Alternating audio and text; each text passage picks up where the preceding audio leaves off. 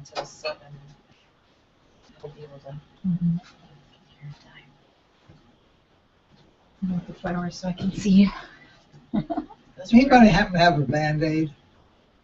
I might. And a prepared woman.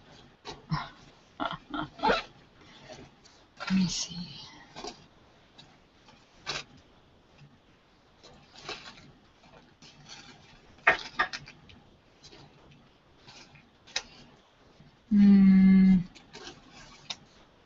I'm sorry. It's I all right. do not. I'll do with it. There you go. Yeah, there you go. I'll do with it. I took a Band-Aid off this too early because I'm on Coumadin. I'm dribbling a little bit. All right. Welcome everyone at home. Welcome here. I'm just gonna close these doors slightly so that I can have cozier space.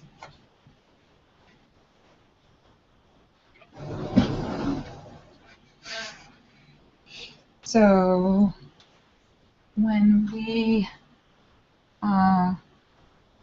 left off before we meditated last time, I think some people were perplexed, maybe struggling a little with the topic. We were talking about who would we be without all of this stuff and all the things that we take ourselves to be. And I just wanted to clarify that I was not suggesting that anyone should get rid of their stuff or You're not a good example. We caught that later. So the idea is not that there's a right way to do anything, that you should or shouldn't give up your stuff.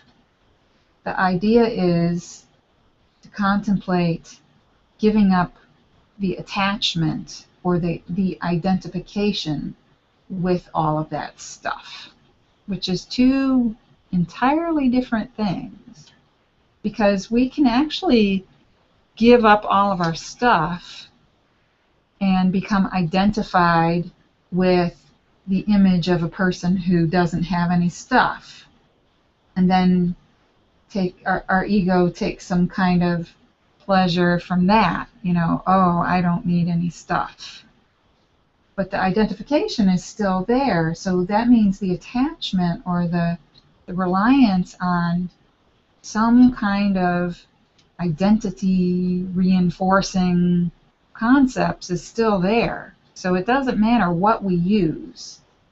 It can even be our ideas about spirituality. The ego can use anything as a, now I know who I am. A thing to be attached to project into the world. A mask, really just a mask to wear. Spiritual mask. We have all kinds of masks we wear. We're fit, or we're a parent, or we're lonely, or we're, I don't know. Go on Facebook and you can see all the different masks that everybody wears. There's lots and lots of them. I came from a very poor background. Ah, okay. Really poor. We lived in a cold water flat. Mm-hmm. The heat was, we had a kerosene burner, and this guy would trudge upstairs carrying 2 5-gallon cans of kerosene, and the house always stunk of kerosene. Mm-hmm. It was rather pitiful in that particular respect. Everyone was good-natured. My father was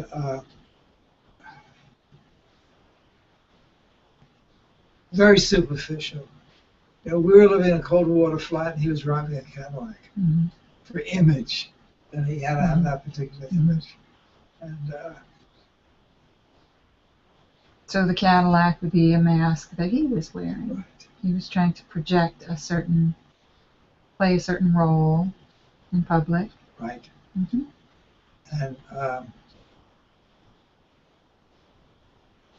I I was chosen to speak, I think it was City Center or one of the theaters in Manhattan.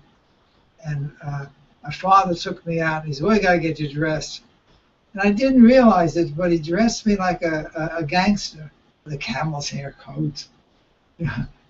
I look back though, it was absurd, really absurd what his image of uh, well-being or competence Right. was. Just weird as hell. That's weird. But now I laugh at it, but it doesn't trouble me. Yeah. And my sons uh, are really curious about all this because they would go down and see my father in Florida during his waning years, and he was a real curmudgeon at that particular time. Uh, but they liked the fact that their grandfather was a character. Mm-hmm. He ended up in jail. He spent, I think, 6 years up in Greenhaven because Dewey, remember Governor Dewey, Mm-hmm. was a prosecutor at that time. And my father was a union leader, but he also had a buddy and had a contracting company, and there was some money involved there. And the whole sum was something like $30,000, which in today's world of finance would be pocket change. But they put it away for 6 years. Okay. Just weird. So, coming back to the topic. Yeah. What was real? So, right. So, what's real? Yeah. That's really all that the discussion last week was about, recognizing what is actually real, and that we want to kind of hold our ideas lightly because we get a new piece of information and suddenly we've got different opinions, different beliefs about everything. And so then how silly is it to be going around, every day, potentially every day, we could be believing something brand new. And then ego gets stuck because it's like, oh, what will people think if I change my mind or admit I made a mistake? And then we have to keep admitting we made a mistake. So wouldn't it be better to just hold all of those ideas loosely? This is good. Yeah. So it doesn't mean that we have to get rid of all of our stuff. All we have to do is identify less with the stuff. We don't have to make the mistake of thinking that that stuff is us. But the whole reason for talking about it last week is that I think we do forget that we are still who we are, even if all that stuff goes poof. We haven't really lost anything. It's some stuff, but who we fundamentally are hasn't changed one bit without the stuff. And that's the thing that's difficult. I think as soon as people hear something like that, they start to get scared. The idea of letting go of all that stuff, all the things I take myself to be, and especially the things that have happened to us. If people have done bad things to us, we kind of hang on to that and carry it around. That makes us special. We'll hang on to anything that makes us feel special or different. But the separation, the Course in Miracles says the separation is the thing that causes us to suffer. So as long as we hang on to that special, different, nobody could possibly understand what it's like to be me, then we get to continue to suffer. It's just a misunderstanding. Our ego, our conditioned self, thinks that we need all that stuff. Like it makes me think of like in a different way how much, like I had an experience where I had, some some things happened that were like, this is true, this is what happened, and it was a painful kind of family thing, but it hurt that much more because I was so attached to this picture of how perfect this thing was. So when it kind of, broke a little, it didn't just crack, it like shattered. And not accepting it for like, this is what it is. It's this person's not perfect.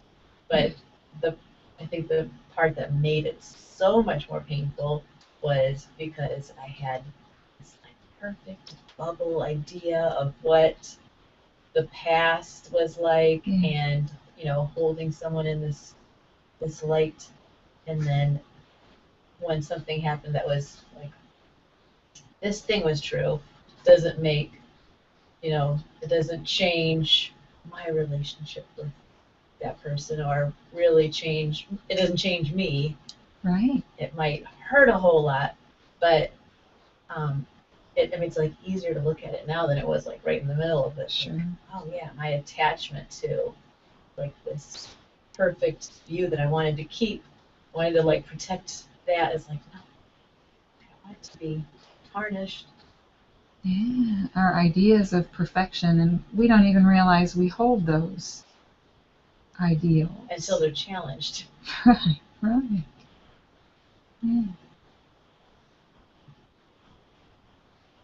So this subject, I think, feels challenging to some people, the notion of identification, because that whole conversation came up at all because Jack asked this wonderful question: why do people hang on to their misery? Why do they hang on to their pain? Yes. And the reason that people do that is because it's part of their identity. The good and the bad is part of our identity. And we hold on to that stuff because it helps us feel more real. We don't realize we're doing it, but it helps us relax. It helps the ego relax into, this is who I am. This is what I am. The challenge is we aren't really that, or at the very least, that's not all we are. And we are constantly changing. So when we hang on to our ideas about who we are, then every time something changes, well, first I was healthy and now I'm sick. And then, so suddenly that becomes really painful because we're so attached to our idea of healthy, and then our, perfectionistic part of us will say, I refuse to accept that. I'm not going to accept anything less than 100% healthy. And it's all wrapped up in our definition of what is health and what is whole and what is, what's good. And somehow, things happen in life and we discover, oh, we didn't even know we had those expectations, or we were holding those standards for ourselves or anybody else, until it suddenly became challenged. And the more solidly and fully and more sure we are that we know who we are, the more likely we are to suffer. As soon as we think we know, the ground will shift, because life has this way of changing. Change is the only constant. So every time we try to say, I know, try to arrange it all and say, I know, then the sand moves, and suddenly we're in crisis because everything shifted, and we spend all of our resources doing what? Trying to get back to the I know place. I have to know that it's all going to be all right, that everything's under control, that everybody thinks of me the way I want them to, that the bills are going to be paid, that, you name it. The list can be 10 miles long. And not ever questioning or challenging that that's the source of the anxiety, of the discomfort, of the pain, of the suffering. The thinking that we know. Because if we stay in the place, they call it beginner's mind. If we stay in the place of I don't know, no matter what's happening, we can hold it loosely and say, well, I'm not sure. This is what it seems like is happening. But I'm not going to get too caught up in thinking that I know what this is about, what they're thinking, who I am, what they think of me, how this is all going to play out. Just, I don't know. Because as soon as we say, I know, then we suffer. And all kinds of other things happen when we say, I know. Then other people don't have room to change and grow, to become. We foreclose or shortchange ourselves on being able to grow. When we think we know, that's when we relax and think, I don't have to do anything. Because that's what ego wants, right? It wants to be in a comfortable place where I can just relax. I don't have to do anything. Right? That's what it's always struggling for. It thinks there's going to be this place where we'll get all done and go, and we never have to do anything again. But it never comes true. You know people who are furiously cleaning the house or, fighting the weeds in the lawn or something all the time. Have to wash every single dish as soon as it's dirty, constantly cleaning, dusting, getting rid of stuff. It's like it's a never-ending battle to stay on top of all the change, right? Because dirt happens and dust happens, and if you talk to these people, and I talk to them because sometimes they're my clients, they'll say what they're after is that moment when it's all done and they can relax. But they don't know how long they'll be able to relax. They don't have a definition of done. And it's never done. It's a moving target. That's exactly right.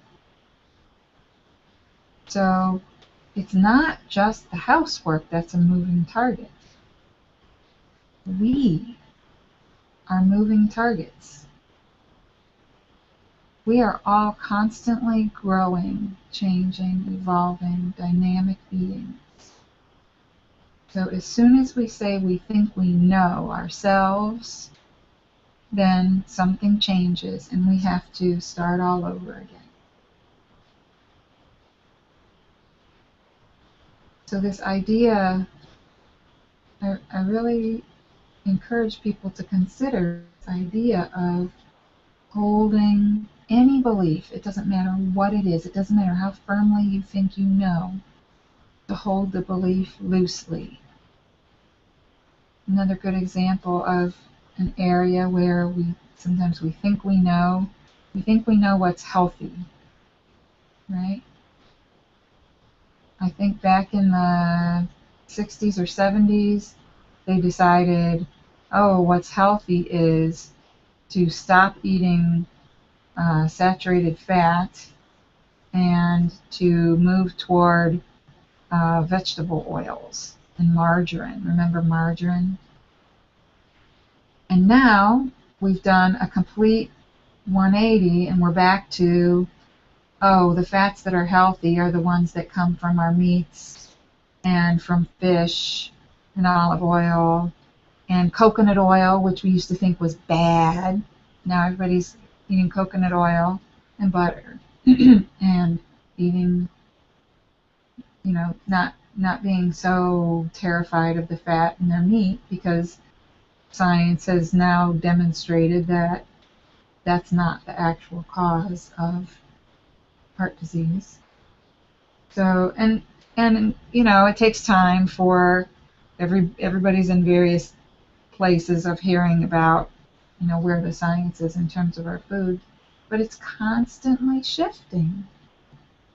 We constantly discover more and more about how the body works and about how food works, and our food supply quality and shape is constantly changing.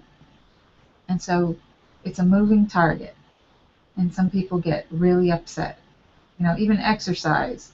What's the right kind of exercise is a moving target. The most recent thing that came out is those shoes with the toes in them. Now they're saying that they're actually bad for you. There was a trend toward running barefoot and natural, and now they're saying people are getting stress fractures and all kinds of injuries from that. And so it's like, well, what do? Do you just chuck it all? Because you can't ever reach a place where you know 100% for sure what the right thing is to do. We're all only doing the best we can in any moment. And to make this demand of everything that we have to be certain, that everything has to be certain, that we have to know exactly who we are, we have to know exactly who everyone else is, and manage and control, plan the future. It's crazy making. I can think of like 2 examples how I've seen that work in my life, and one is in my jobs. I came to a point maybe like 3 or 4 years ago, and people would ask me, like, I've worked in the same field in the arts, and so like, what's the end game? What position do you ultimately want to have? And I'm like, I don't know. I don't think I want to be like the big boss. I don't think I want to just keep going to the top, which would maybe be an executive director. Would be I what? said an executive director. I don't think I want that. I said, I don't really know what position I want, but I know I want to work with smart, creative, ethical people doing meaningful work, probably in the arts, and whatever that may look like. And I've had really good fortune with jobs. Only one job have I ever like sought out and applied for. All of them have kind of fallen in my lap, and I've had jobs that I've really, really loved. So I can see it happening there. Mm-hmm. And then in the past like week or so, I always was like, it is true, I am not a morning person. Like, I say that and I dig that in. I am not a morning person. I can't get up in the morning. I'm always tired. And then I just started this 21-day yoga commitment. And so I have to try to get my 21 days in during the month. And so with my schedule, there's a couple of mornings I have to go to. And okay, it's a 7 a.m. class. It's not as early as a 6. And it's not like jumping into some really hardcore boot camp class. It's a little easier. And I've gone twice, and it hasn't been that bad. I'm like, well, look at that. I might not be such a non-morning person like I thought. And letting go of that truth a little bit. Yeah. I've been letting go of that one too. So we have so many labels we don't even realize, right? Morning person, not a morning person. Coffee drinker, not a coffee drinker. Healthy or not healthy. It makes me think that would be something to experiment with and question what are the things that I say that I might now realize, okay, those aren't actually truths. Those aren't really real. Try to let go of that and see what happens. Yeah. Yeah, so what happens if we just do the things that we're inclined to do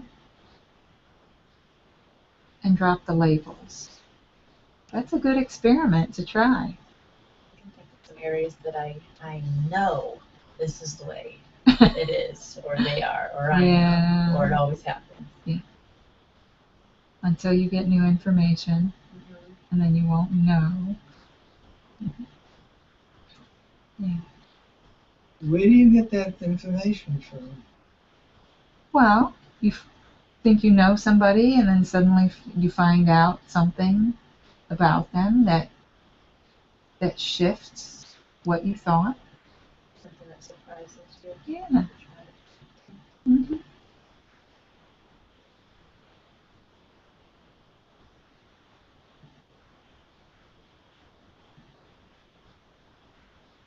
So it's just something to think about. All of these labels that we apply to ourselves and to others. And there's the possibility that when we apply those labels to ourselves and others, we are also limiting the expression of ourselves and others.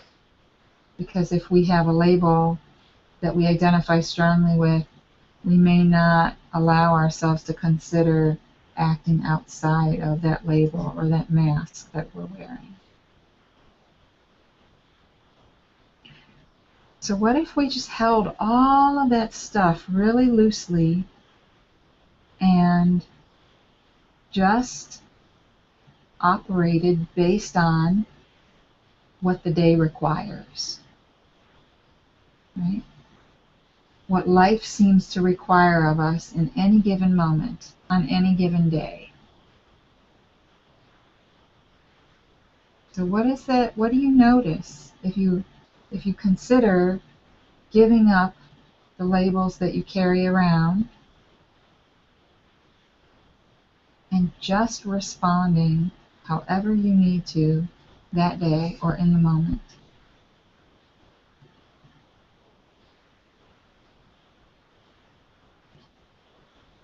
That sounds pretty Pretty, freeing. pretty. Yeah. Me too. To not have to act how people might expect you to. If you might have a different opinion about something than you did the day before. Mm-hmm.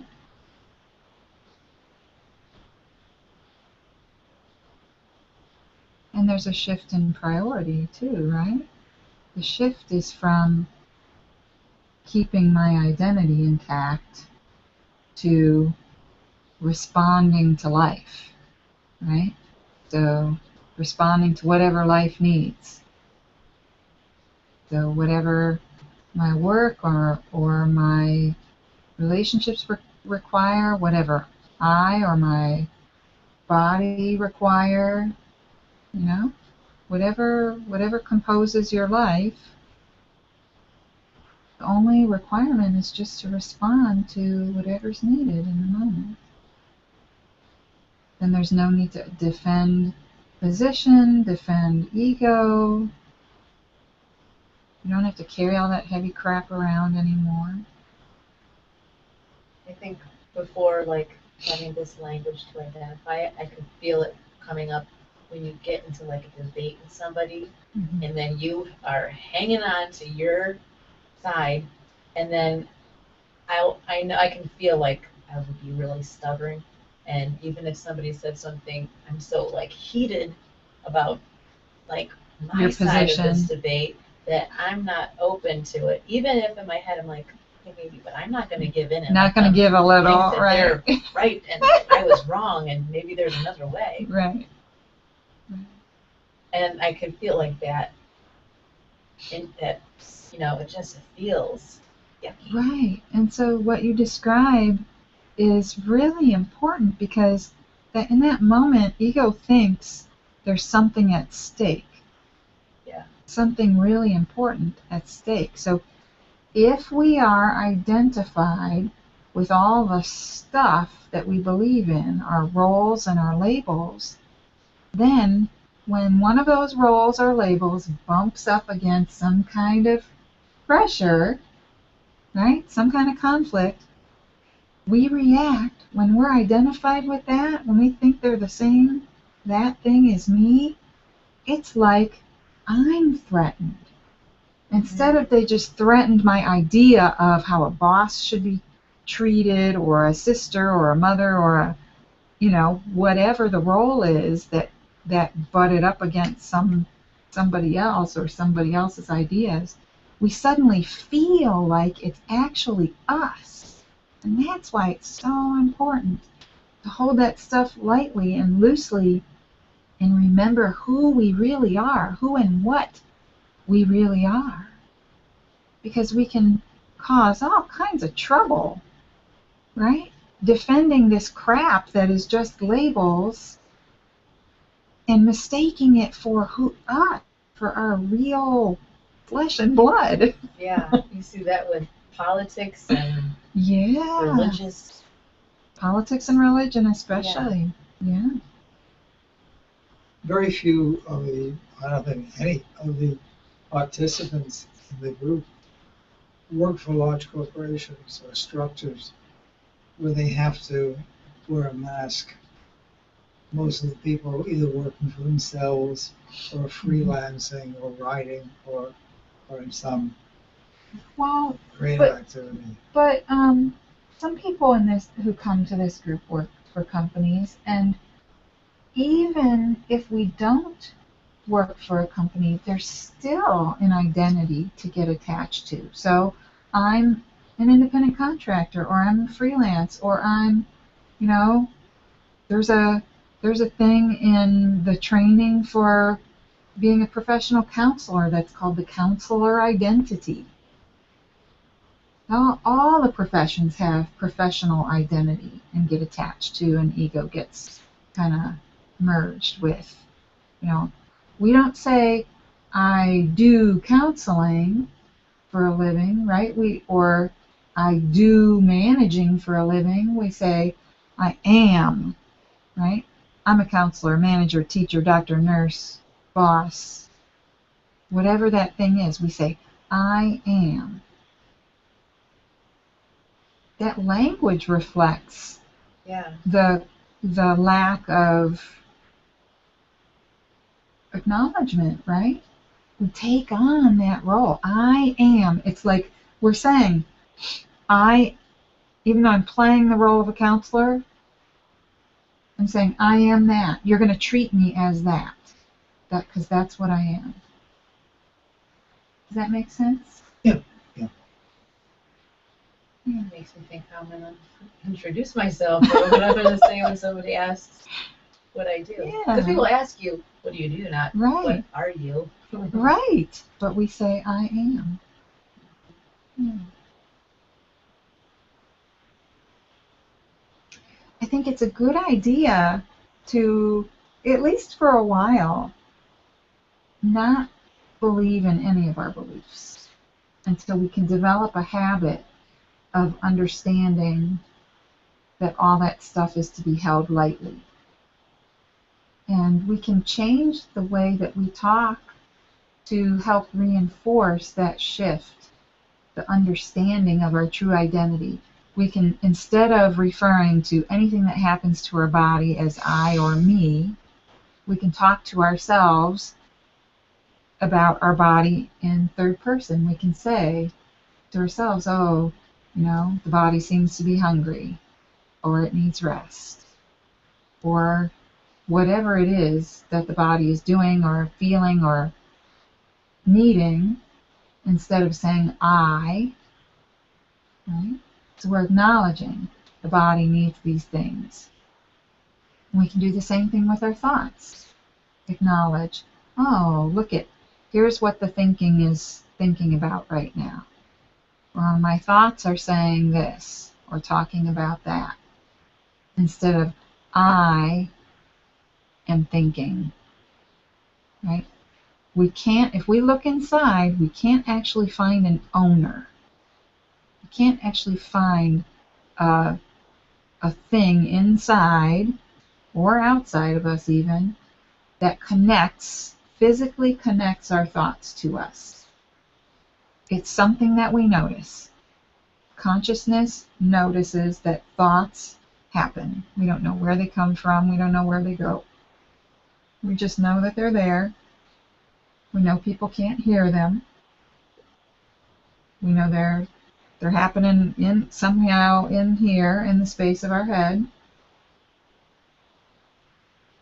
But if we identify with them and get fused with them and feel like we are the thoughts, then we have to do whatever they say. We're compelled. Because those thoughts are me and mine. They tell me the truth about everything. If we step back and notice the stream of thought coming through, we have space. We don't have to say, that's me. It defines me.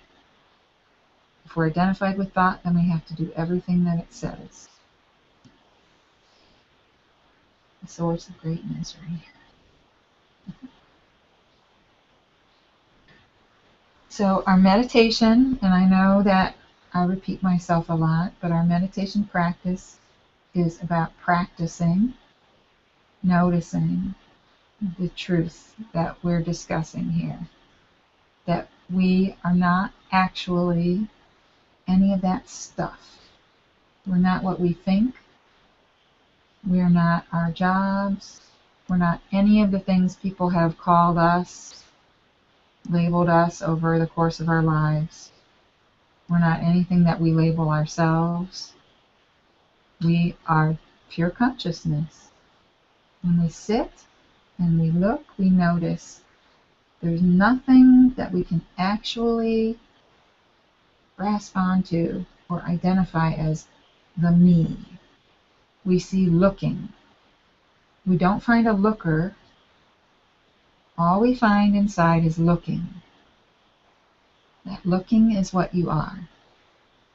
It's undefinable, undescribable. It can wear 1,000 different masks, but none of them define it. It cannot be defined.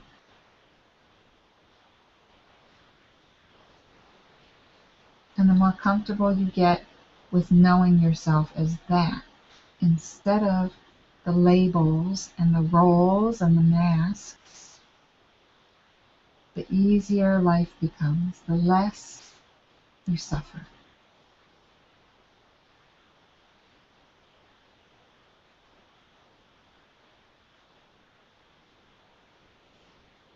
So we'll take a little break and then practice. How long do you guys think you want to meditate this evening? 40 hours. 40 hours. We could go for an extra 5 or 10 minutes if you want to. No, whatever you think. A little deeper than that. And one comment. Some of what you're saying overlaps with the acting instructions, methods of teachers that work with actors, and teach them that they have to not be themselves, they have to become the role. And if they're only being the same person all the time, the same character, they're not going to be very successful. And you think of some of the really great actors and actresses who melt into the roles because their ego isn't that rigid or that particular strong. They understand the tasks of being what's written in the script or the playwright or such. And there have been a few productions on Broadway where one actor would take all the roles and have to switch back and forth. I think that's Alan Cummings. He's the guy in The Good Wife, who actually has a very strong English accent. And I think he's Welsh. And they have escaped out of the bottle. They don't relabel. And once casting directors label you, you're not going anyplace. So that's a good example of being really flexible in our identity. Not getting too attached to any one role. Because the tendency is, if a role is rewarding, either gets us lots of money or attention or power or praise, we want to stay in that role. We get attached to it and want to spend more time in that role. Downward spiral. Okay, so should we take 5? Sure. Okay. I have to tell you guys this cool new yoga pose that I learned that I'm going to try to do every day. I went to this restorative class at Yoga on High, and there's this pose called legs on the wall, and you lay with your back on the ground, and then your butt kind of like about a foot away from the wall, and your Mhm. legs up in whatever position is like takes the least effort. Uh-huh. So it could be straight up, or it could be 90 degrees. Mhm. 10 minutes in that pose is equal to an hour of sleep, and 20 minutes in that pose is equal to 2 hours of sleep. Wow. How much it rests Mhm. your body. Well, I didn't know that, but I did know that spending some time in that kind of a pose with your legs propped up against the wall, up in the air, is really helpful for circulating your lymph because, we stand a lot, and so then it all kind of pools in our feet over the course of the day, and it's a good way to boost your immune system, get your lymph moving. Calms your nervous system. Mm-hmm. But yeah, she's like, that's your homework. Try to do that, for if you can do like at least 10 minutes a day. So I did that when I got home. I'm experimenting with what that'll be like.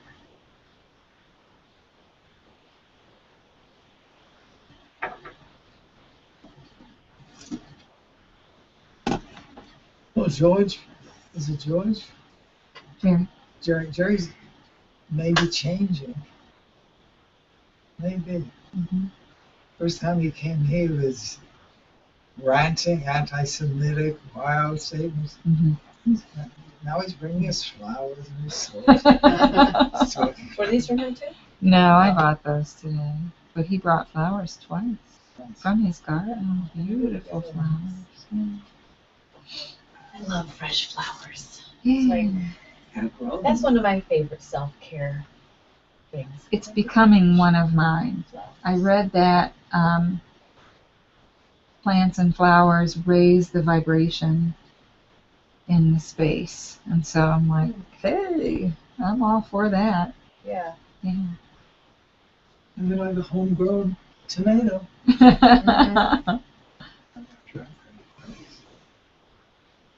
Just makes it much more of a reason why I love being out in my backyard with flowers and I love it. As soon as this weather, hits and it's like gardening time and flowers are coming up.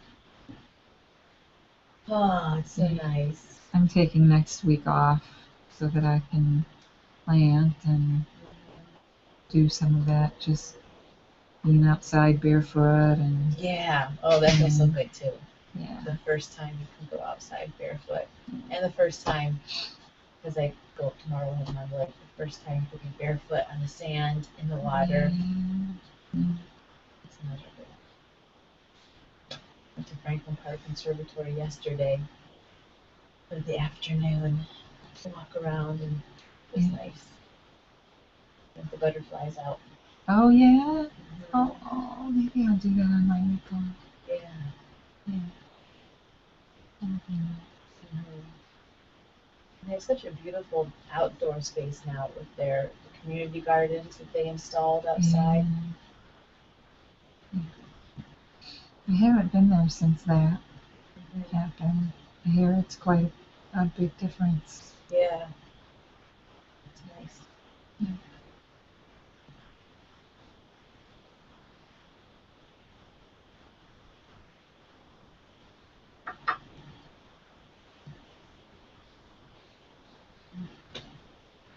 These are peonies, right? Yes. Those bushes. I love them. They're so beautiful, but they are so short-lived. They are. Yeah. I feel like it's just like a couple days and then they're out, but they're so pretty. And then if they start to bloom and then a good hard rain comes, they're toast. So yeah. And that happened. Well, the frost happened this year, right after the hyacinths bloomed. And so then it was like they were just starting, and then the next day they're all just laying on the ground. So I don't take that for granted now that everything's just going to bloom, because some years all the poor magnolias in my neighborhood. They bloomed and then it froze and they were brown, crispy the next day. Oh, Yeah, yeah. Those smell so good. I know. So nice. Yeah. I just bought, the first time I'd ever seen it at a greenhouse plant in Ohio, an artichoke. plants. Yeah? So I bought one. I'm going to experiment with it and see how it does in the garden. But they had them at Demonie's. I didn't know you can grow artichokes here. I It was didn't know you could zone either. 6 or 7 or something. So. Okay. I want to experiment with rhubarb. Oh, yeah. I remember my dad and I were just talking about this the other day. Like, he grew it at their house when they bought a house because he had the childhood memory of his grandma that grew it, making rhubarb pies, and he grew it for a while. And then to really eat it, you had to put a lot of sugar into it to mix with it. And we were like, oh, maybe this isn't so healthy after all. But it was more of like the nostalgia. Memory. But I was the same way. I was like, because I remember my mom making it when I was. Those are good memories. Yeah. Yeah. I got a shelf in the kitchen and I'm growing basil, thyme, and oregano Oh. in pots. And I've got two fluorescents above them. And I picked out the warmest I could get. They're all growing marvelously. As long as I water them, give them a little nutrients every once in a while, they're fine. You can go on omelets and chicken and stuff like that. Yeah. That's a treat, that kind of stuff. Yeah, it is. Fresh herbs are really a treat. How's the lighting? Should we turn any of these lights down? Yeah.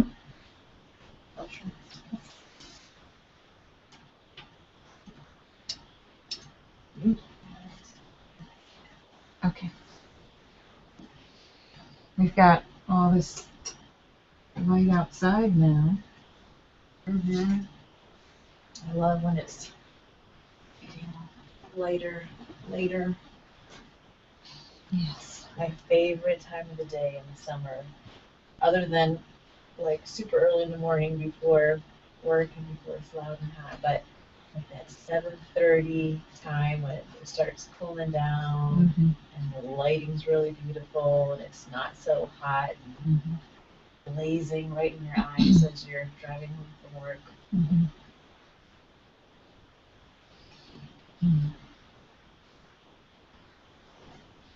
So I put us down for 25 minutes. How does that sound? Okay. Any special requests? Any particular part of the meditation you like best? You can sing to us. Oh.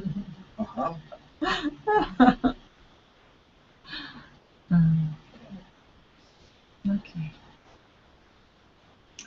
So let's just start then by getting a sense of our spot.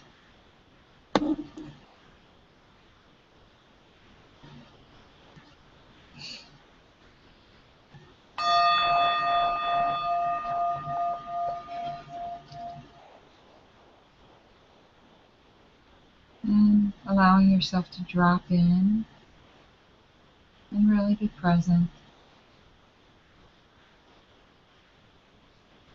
Allowing your body and your mind and your awareness to follow your intention in this moment, which is to practice.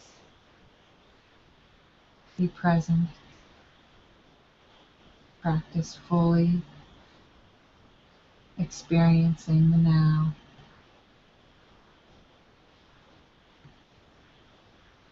And start to turn your attention to noticing the top of your head.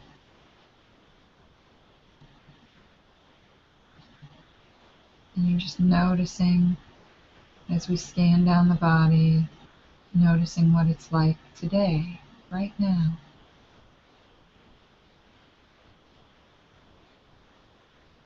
Noticing any sensations that you find there at the top of the head. maybe nothing at all, or tightness, coolness or warmth,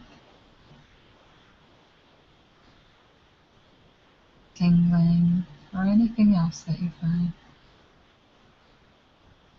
And you're just noticing.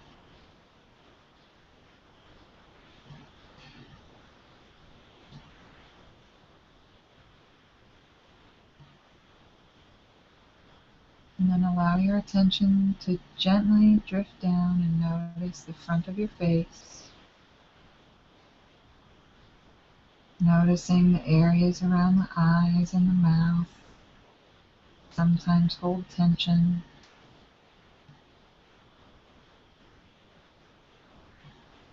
Let's see if you can release that tension around the eyes or the mouth. Perhaps notice where your tongue is in your mouth.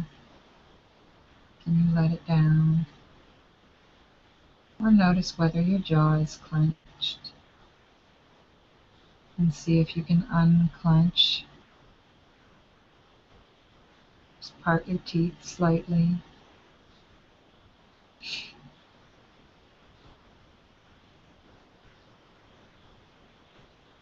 And as you notice whatever sensations you find there in your face, after you've relaxed whatever parts you can, just allow whatever remaining sensations are there to be right there where they are. And slowly move your attention around to notice the sides of your head. Noticing whatever you find there. Perhaps imagine allowing your ears to drop slightly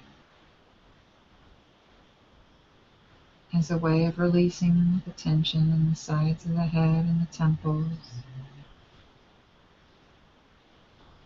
And just notice what the experience is of imagining letting your ears drop.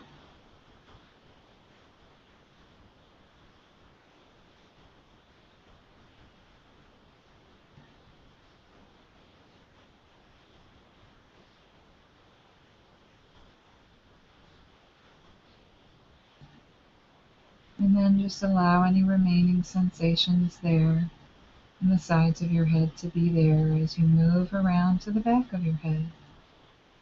And notice any sensations you find there in the back of your head and the back of your neck. Sometimes we might have tension or tightness there.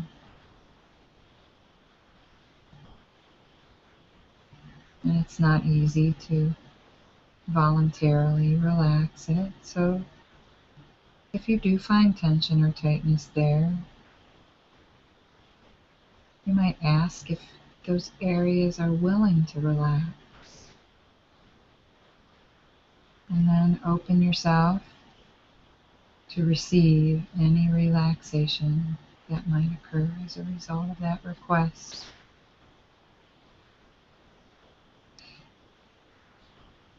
Allowing the relaxation.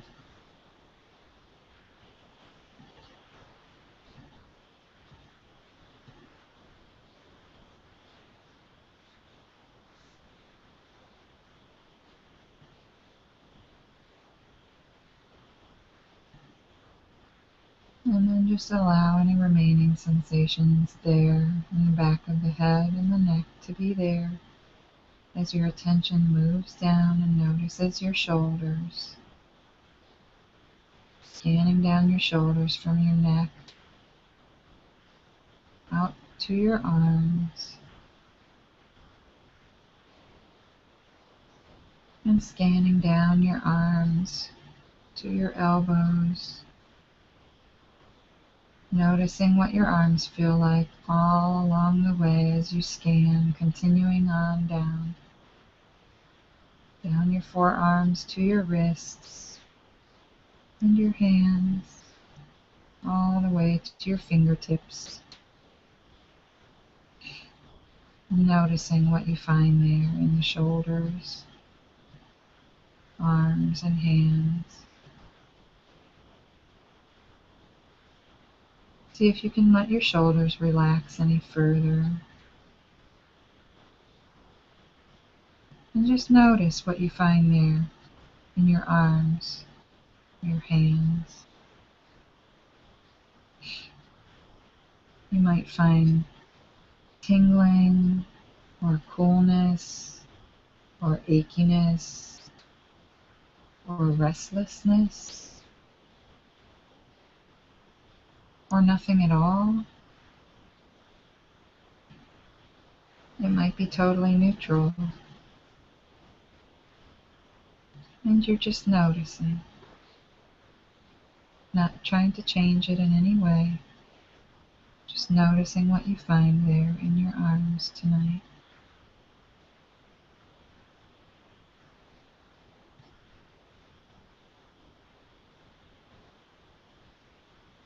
And allow any remaining sensations there in your arms to be there as you shift your attention to slowly start to notice the front of your body,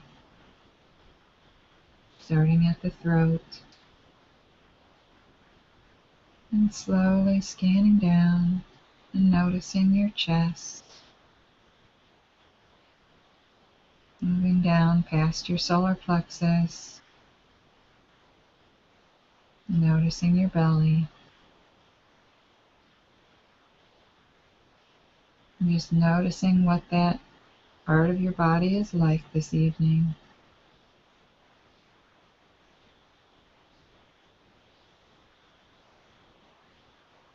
You might pay attention to whether you're still carrying the armor of tightness that protects you throughout the day in your daily life outside.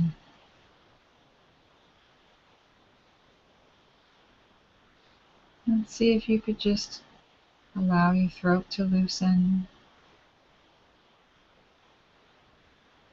Allow an opening in the chest or the heart area. And see if you could just let go of your belly. Let it soften.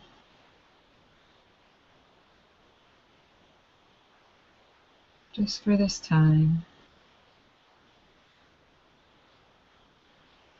where you don't have to do anything else.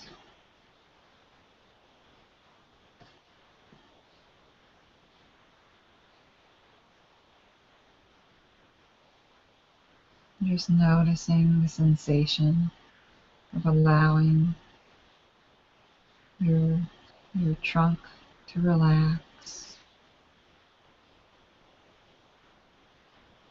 dropping the armor from the front of the body and allowing it to rest.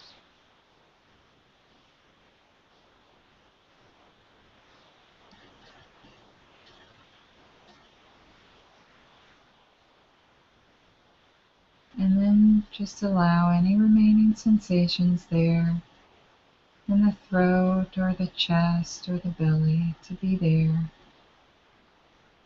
as you allow your attention to move down further and start to notice your legs, starting at your hips and perhaps noticing the feeling of the chair beneath you. And then with your attention scanning down your legs, down your thighs, to your knees. And then noticing as you continue to scan down your shins and calves. Noticing your ankles, heels,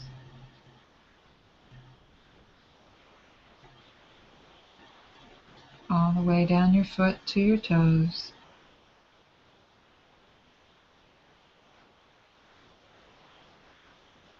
And all you're doing is noticing. What do you find there in your legs right now?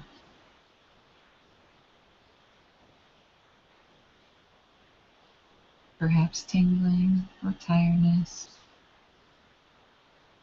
or heaviness or restlessness,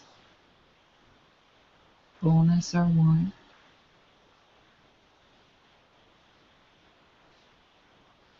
All you need to do is notice what's there, what's the experience of whatever you find there.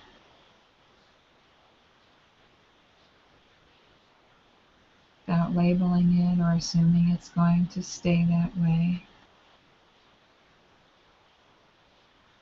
Notice perhaps that it's constantly changing. It might be difficult to get a read on exactly what's happening because often it changes.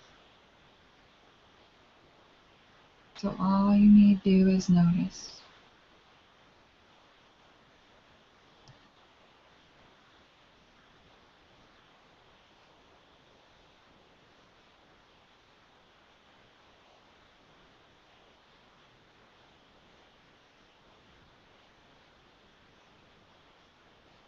And now you're going to gently leave whatever you noticed in your legs, right there in your legs, where it is,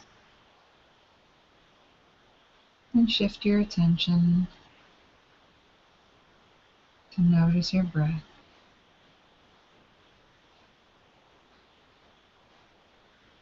You're just noticing the fact that you're breathing in and out. There's no need to change the breath in any way or control it. Breathing happens naturally.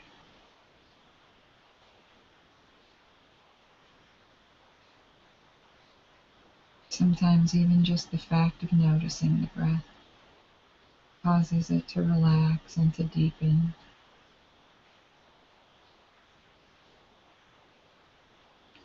And just allow your attention to rest lightly on whatever feature of the breath seems most prominent in this moment.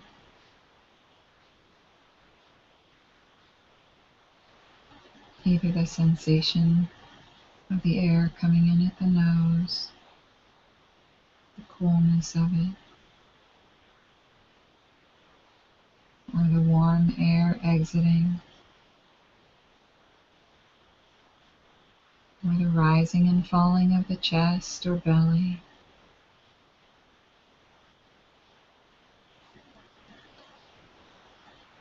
Just noticing, that's all.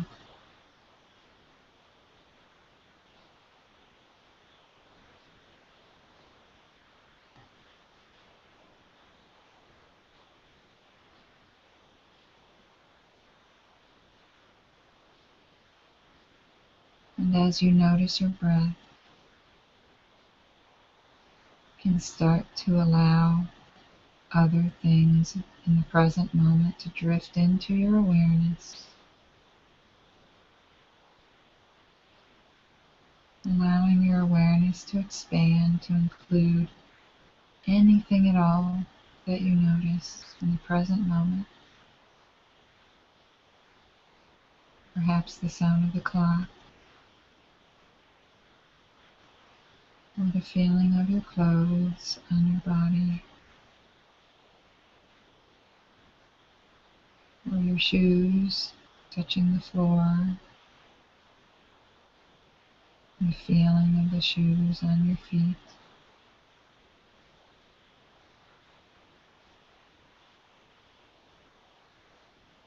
Temperature in the room, feeling of the chair.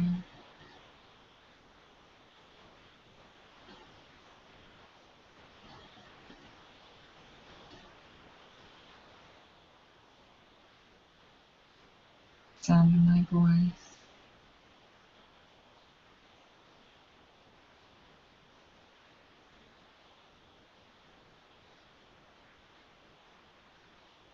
Perhaps other sounds in the room.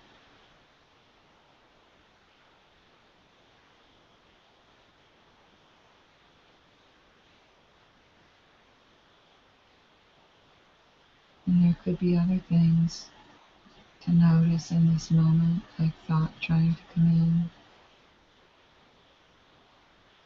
in, or emotions, or physical sensation.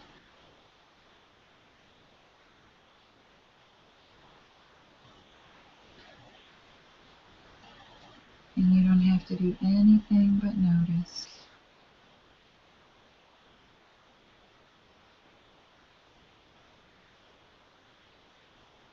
You might even notice how you experience or how you receive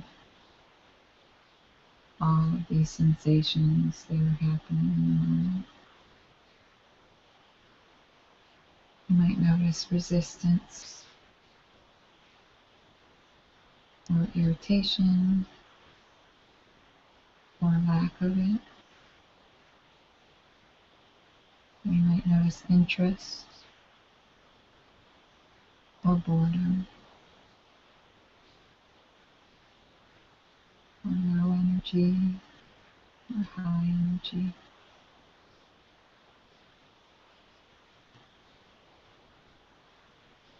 Whatever you experience in this moment, and however you experience it, it's exactly as it should be. There's no need to change any of it.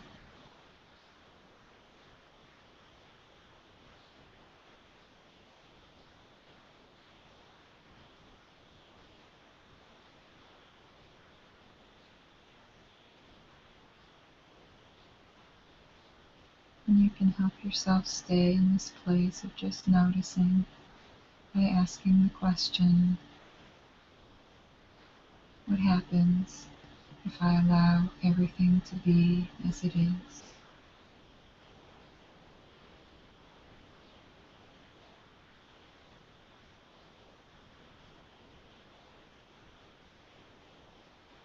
What if I let go of struggle and effort?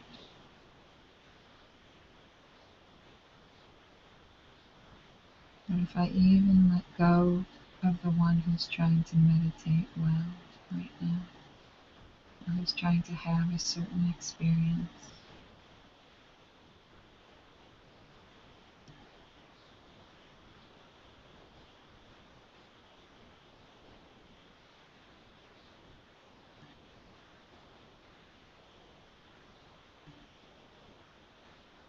And you can keep introducing this question for yourself into your meditation space as often as needed. Am I really allowing everything to be as it is?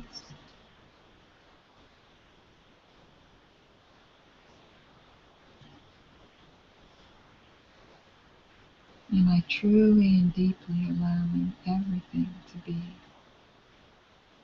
exactly as it is in this moment?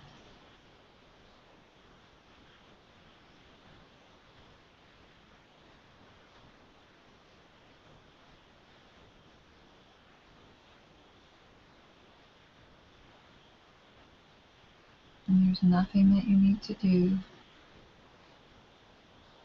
except notice with relaxed alertness the experience of allowing everything to be as it is.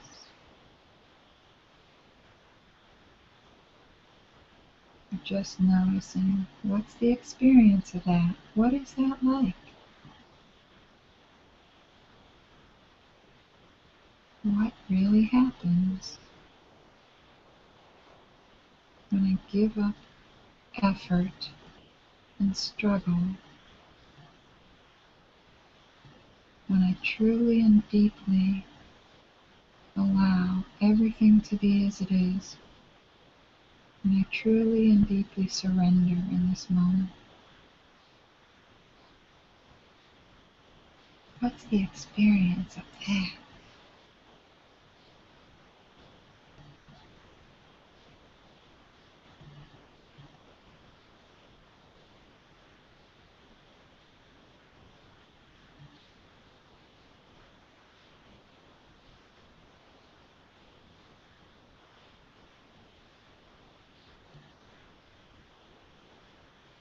And if at any point you feel disoriented or dizzy or sleepy,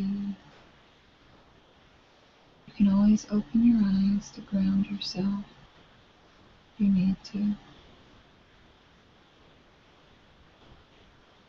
and return to noticing, returning to the question, what happens when I allow everything to be as it is?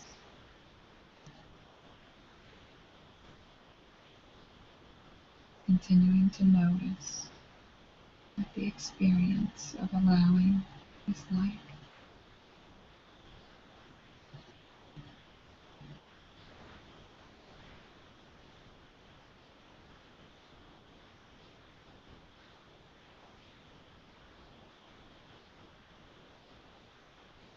Noticing the silence and the spaciousness that occurs as a result of allowing.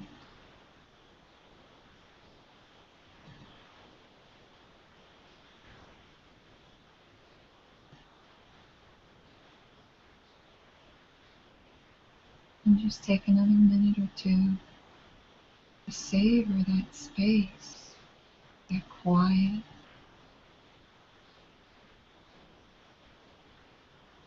that feeling of not needing to control anything.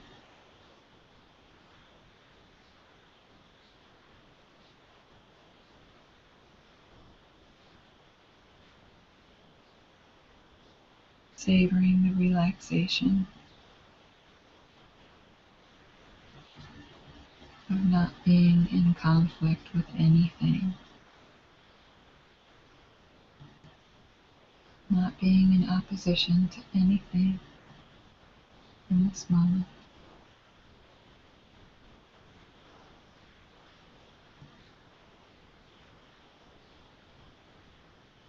Nothing that's occurring in this moment is a problem.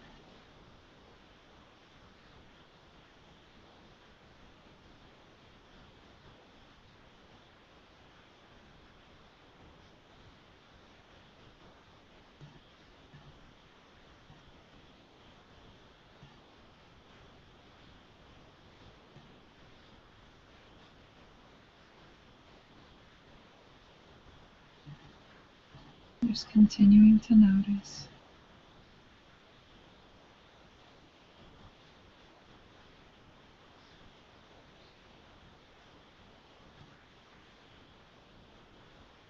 And when you start to feel ready, you can send some energy to your arms and legs,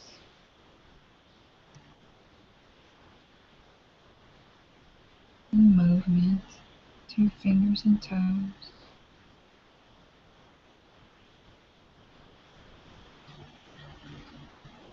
And perhaps take a deeper breath or two,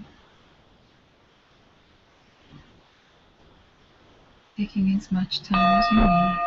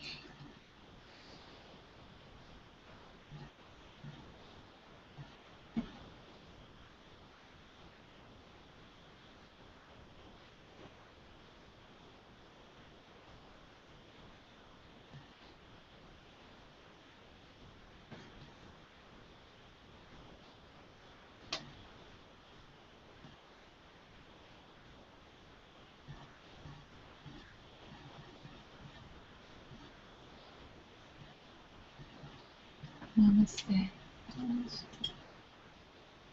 Thank you for coming. Okay. How was the extra 5 minutes? It went very quickly. That's the indication of meditation, that when you finally come out of it, That was very short. Yeah. That's the right way. Yeah. That's very good. It does have, when you're in that space, there's a timelessness about it. Like you can't ever really tell how much time, even though the clock has been set, sometimes it feels like 2 minutes and sometimes it feels like an hour. Yeah, that didn't feel like it was any longer.